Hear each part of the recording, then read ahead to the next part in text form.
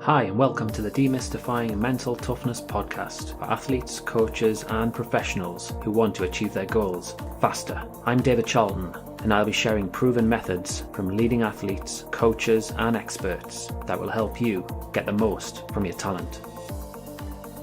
Today's show is sponsored by Functional Intelligent Training, who are a sports injury clinic located in Gosforth near Newcastle upon Tyne and specialise in athlete development, nurturing future champions, strength and conditioning support, and excellent rehabilitation services. Welcome to episode 17.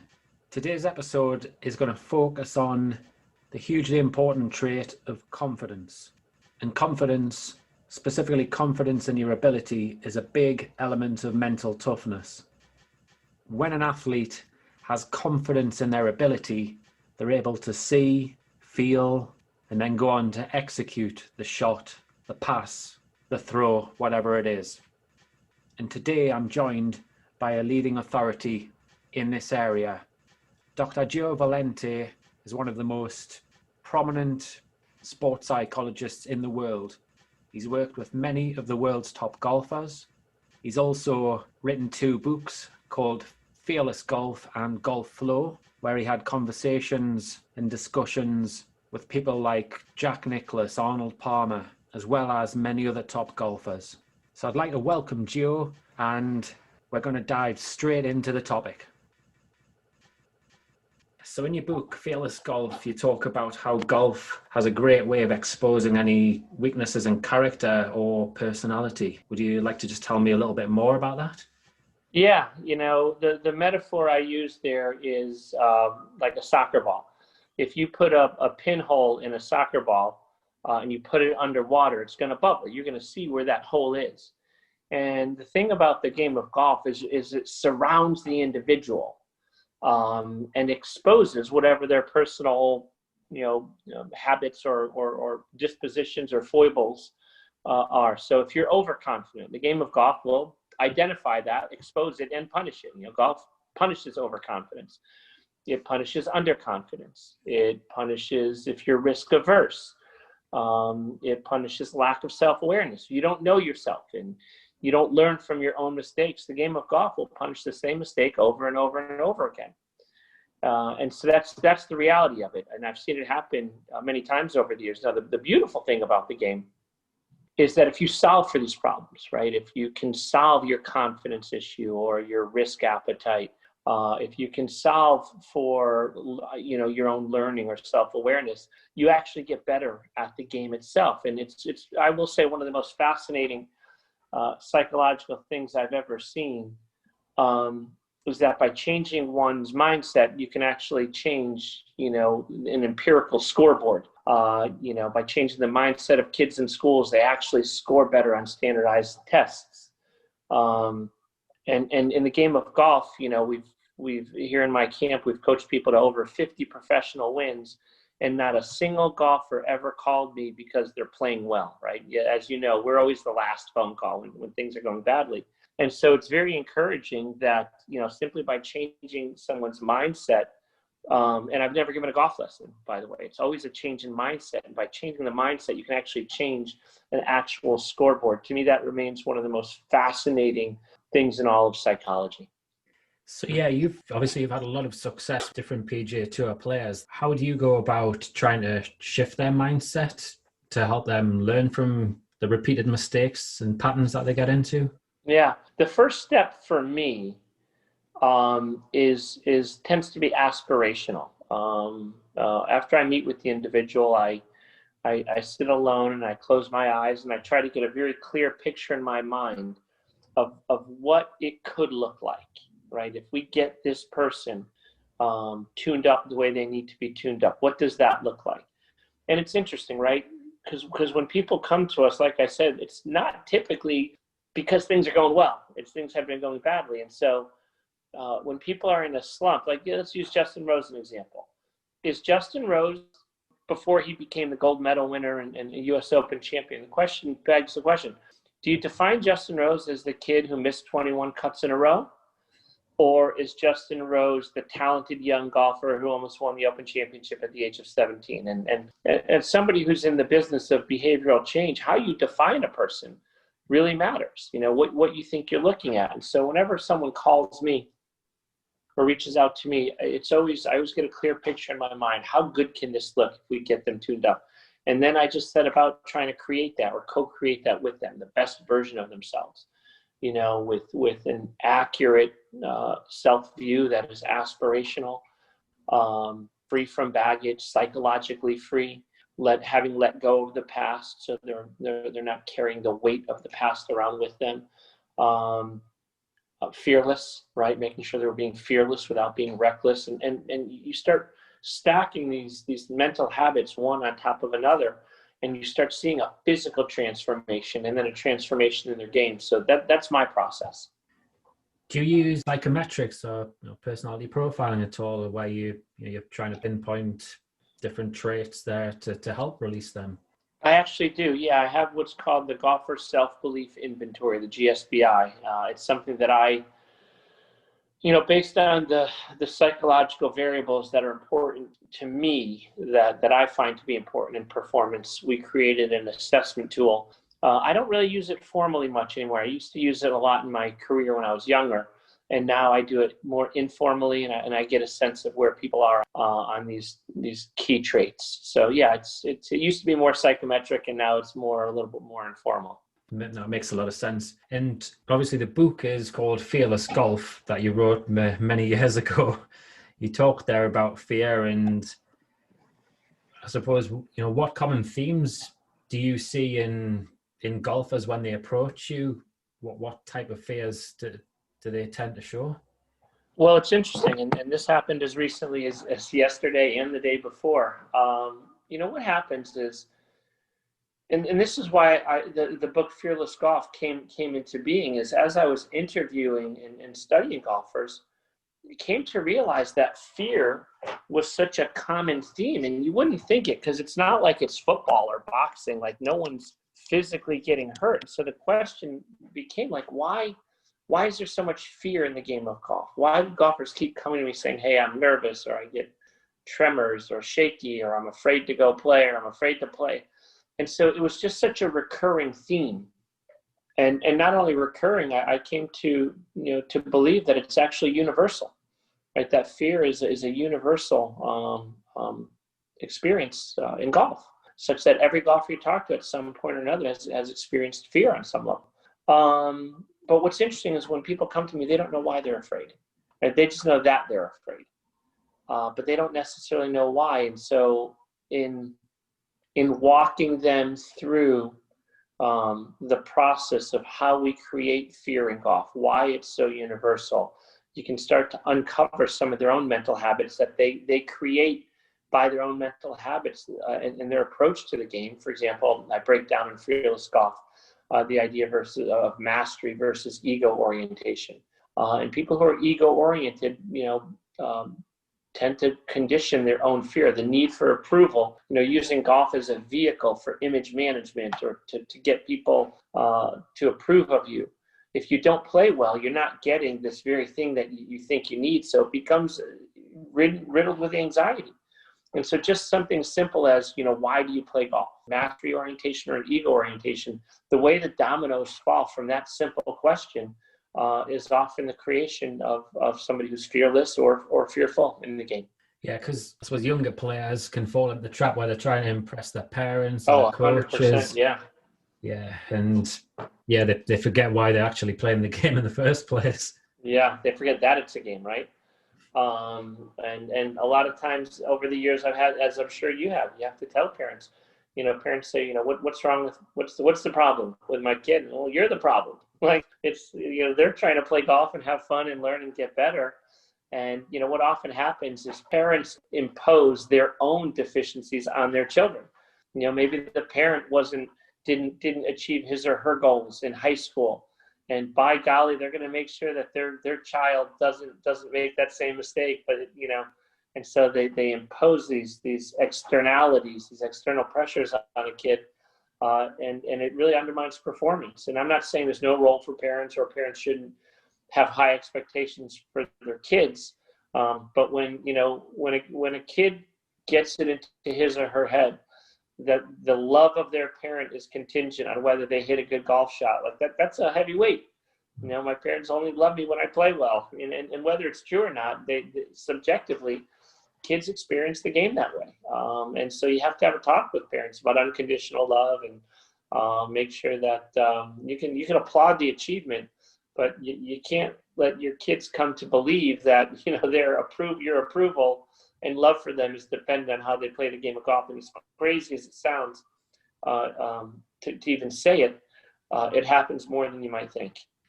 Yeah, it gets back to trying to differentiate what the role of a parent is in that respect, isn't it? And where sport comes and where the boundaries are. Yeah, and it happens in marriages too, right? There are PGA Tour players whose wives, the love is contingent on, and it's crazy to think. It's a crazy thing to think, but that's life in the big leagues. Oftentimes, it's professional sports, it's professional investing, it's love being contingent on achievement. It's not a healthy approach. I will say that. No.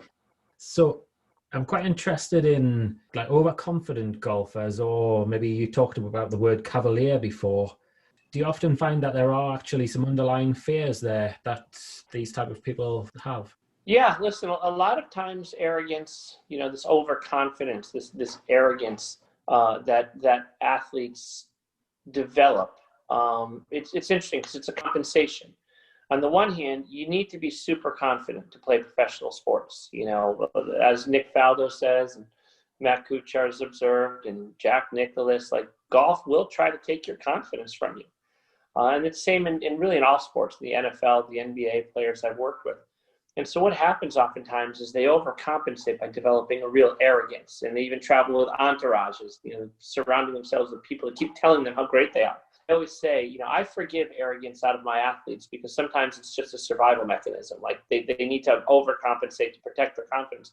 I don't particularly like it in my friends or family. I don't think it's an attractive trait, but sometimes athletes need it because confidence, what it does is it acts as a buffer.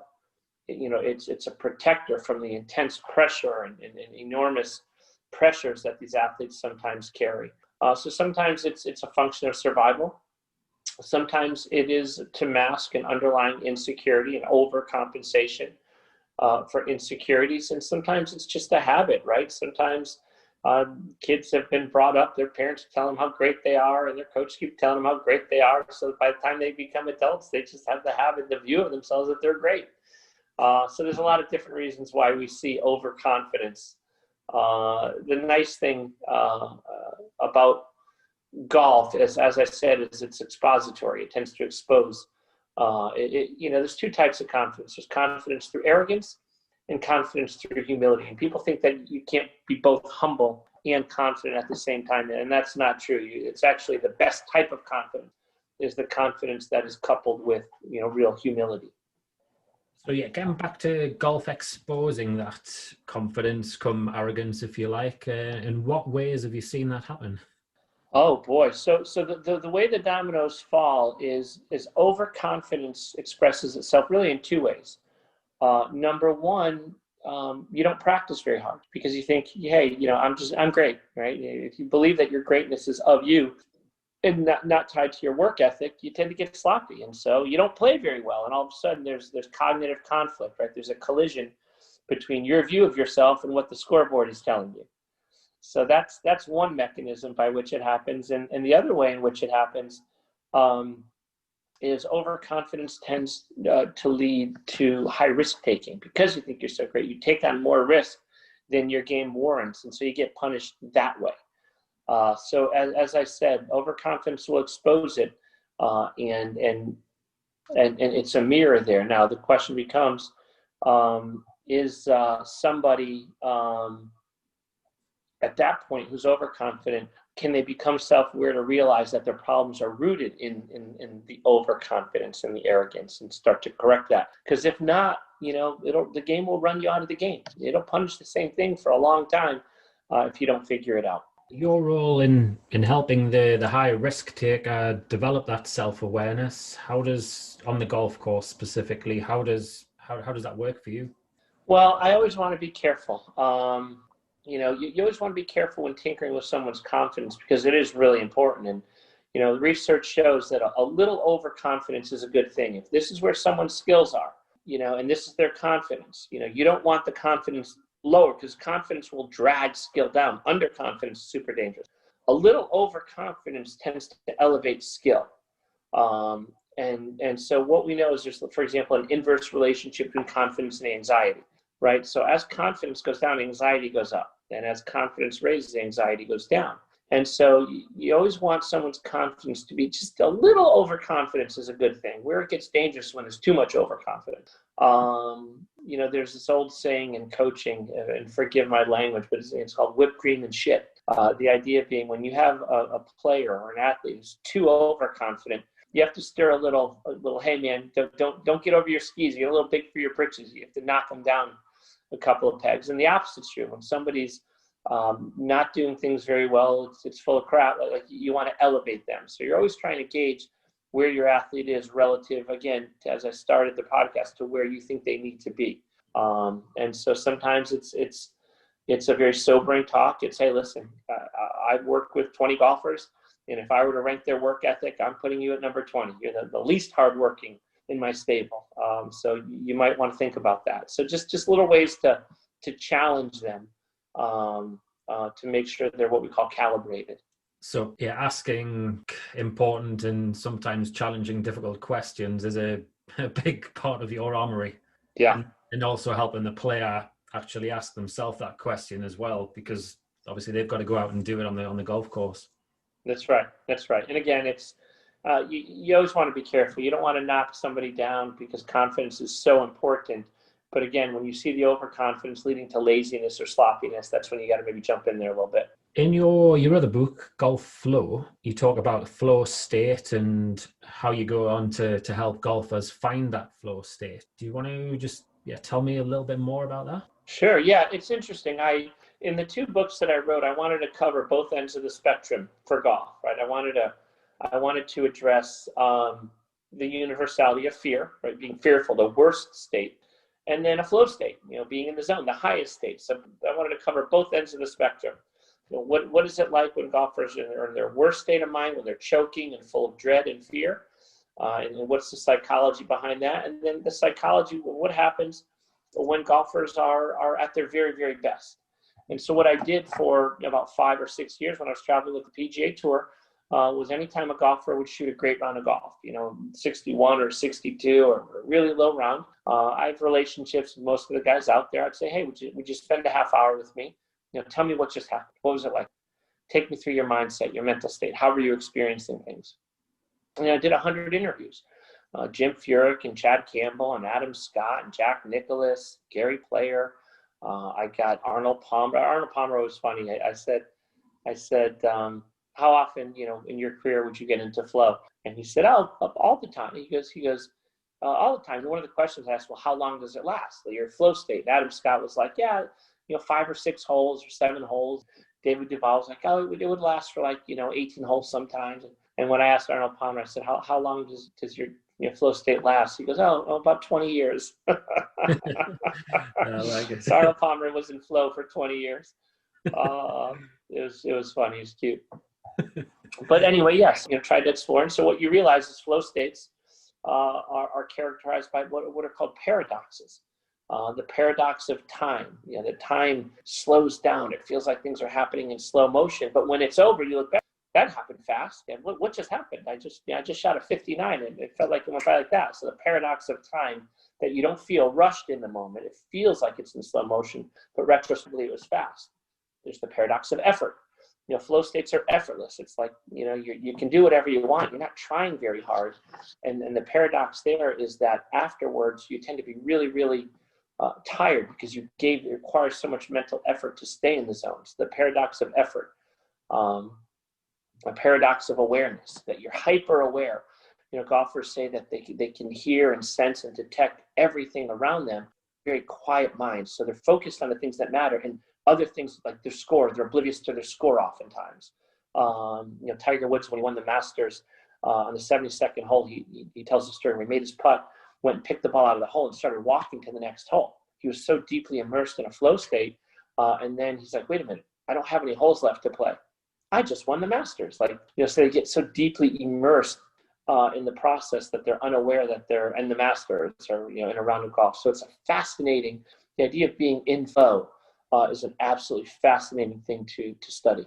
So the fearful golfer, the golfer who's got severe performance anxiety, part of your job is to turn it around from being in that position to experiencing the flow. That's exactly right. And that's one of the most prideful points of pride that, in fact, this happened.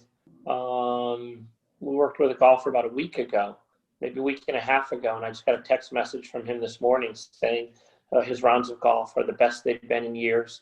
He feels better out there. He's getting into flow states, and he was really full of anxiety when he came to us.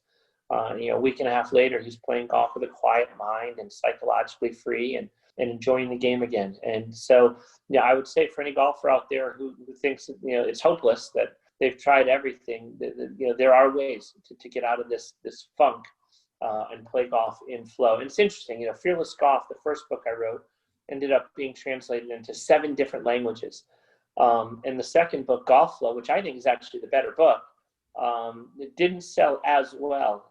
And so I'm not trying to pitch a book here. I don't make any money. I think I probably make a couple $100 a year on it.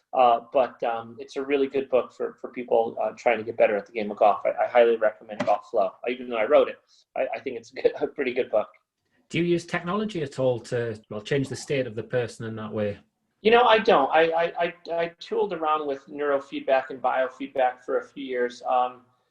It wasn't for me. It's fine science. I know people really like it, and when it works, it really works. Just didn't really make sense with regard to the type of practice I was building.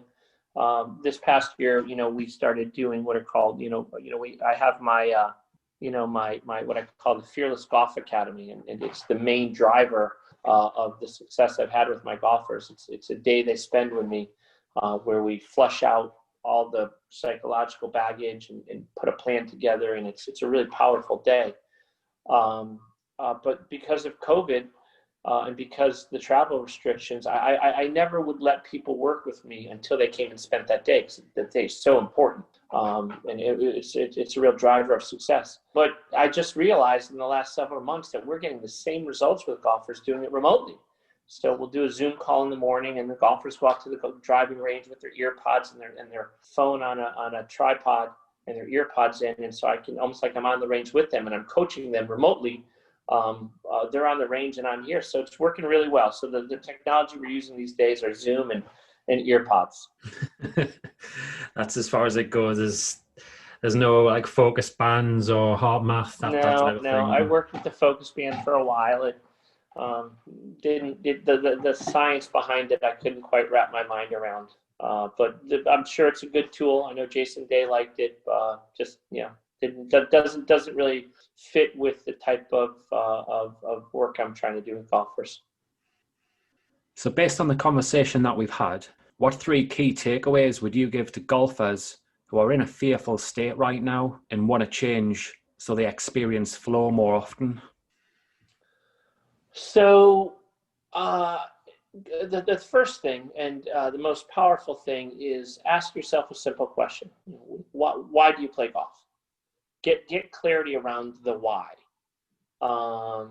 And then understand sort of the differences between a mastery and ego orientation around that. Because again, by the time you're scared on a golf course, the cause probably started long before you being on the golf course. It's between your ears, and the way the dominoes fall is it has to do with oftentimes the why.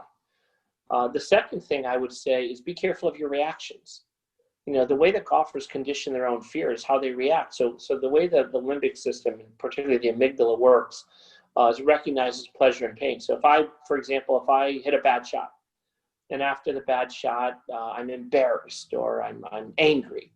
Well, the brain experiences embarrassment the same way it experiences pain. It's a painful state of being. So, Dave, if you hit a bad shot, and after the shot I come up and I hit you, or I zap you and deliver pain and shock, and I do that enough times, you're going to be standing over a golf ball and your brain is going to be anticipating, if I hit a bad shot, pain is coming. And so all of a sudden you're shaking over a shot. And the way it happens in real life is I'm not out there, with a cattle prod, shocking golfers or hitting them. But I don't have to be, because they do it to themselves with their reactions. So the golfer who reacts badly to bad shots, and by badly I mean they feel shame or guilt or embarrassed or angry, any of these negative toxic emotions, well, that aggregates over time. And so you condition your fear by conditioning the amygdala to make sure that bad golf leads to pain, psychological pain. And the amygdala doesn't really differentiate between physical pain and it's pain. Pain is pain. So psychological and physical pain, there's no real differentiation. So I would say be really careful about your reactions and how you handle poor golf. Golf will beat you up by itself. Don't help it. And then the third thing I would say is, one of the mantras we use around here is fearless swings at precise targets. Make fearless swings at precise targets. And so those are probably three of the drivers of the work we do here at Fearless Golf. So 3 things are: understand your why you play the great game. And you talked there about mastery and ego. We've got understanding what reactions take place on the golf course and try to seek to change them.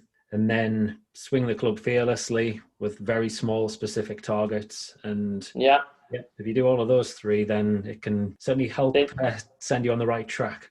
That starts getting you down the road. That's right, in the right direction. I appreciate your time, Gio. It's been fascinating listening to you.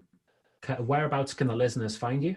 Our website is www.fearlessgolf.com. Is our website, and they can reach out to Ina Kim Shad, my colleague, and me through there. And if you're interested in joining a Fearless Golf Academy, you can sign up right through the website. I don't know about you, the listener, but I really enjoyed chatting with Gio there. It was great to hear some of the different stories he shared there about some of the top golfers in the world he's chatted to and he's worked with. And it was so interesting to hear him talk about how sport, in this case golf, but it's universal across all sports and life in general, really, in business, how your character, how your personality is likely to be exposed and punished when you're looking for peak high performance. Certainly with the mental toughness framework that I use in my work, you've got confidence. Whether you're underconfident or overconfident, it's going to bite you. If you're really committed and driven, it can bite you too. You might work too hard or be ineffective. If you struggle to contain your emotions when you're playing, when you're training, or even afterwards, you can begin to hypnotize yourself and tell yourself bad stories. Then you've got the challenge element. If you take too many risks, or if you're risk averse and you're very fearful, it's going to bite you. And often athletes, they're doers. Just like successful business people, they enjoy being busy, doing. The athlete will train their body, they'll practice their skills, whereas the business person will be right bang into their work. So I'd like you to ask yourself a question. What would it cost you to stop for a moment, to take a step back and really look yourself in the mirror? Look yourself in the mirror with myself or my team, so that you can deeply understand what drives you, what your fears are, and really get to know yourself, get to know your bad habits. So often I see athletes really scratching the surface with this. Why? Because they're frightened to do so. They back off. They just choose to tinker with technique or train that little bit harder, rather than actually really facing their fears head on and truly trying to learn from their mistakes. So if your performance is plateauing, you feel like you're not really getting any better, you're struggling away a little bit, please get in touch with me. Currently, I've got time to support another 2 athletes, and I've got a great team around me who've also got space in their diaries, and we'd love to help you overcome some mental blocks and take your performance to the next level. To get in touch, simply email info@sport-excellence.co.uk. I look forward to potentially hearing from you, and have a fantastic week ahead. I'd like to give a big thanks to today's sponsors, Functional Intelligent Training, who are a sports injury clinic located in Gosforth near Newcastle upon Tyne and specialise in athlete development, nurturing future champions, strength and conditioning support, and excellent rehabilitation services. Thank you for listening to Demystifying Mental Toughness today. To sign up for tips and advice to help you be the best that you can be, go to www.sport-excellence.co.uk and sign up to the Mental Edge newsletter.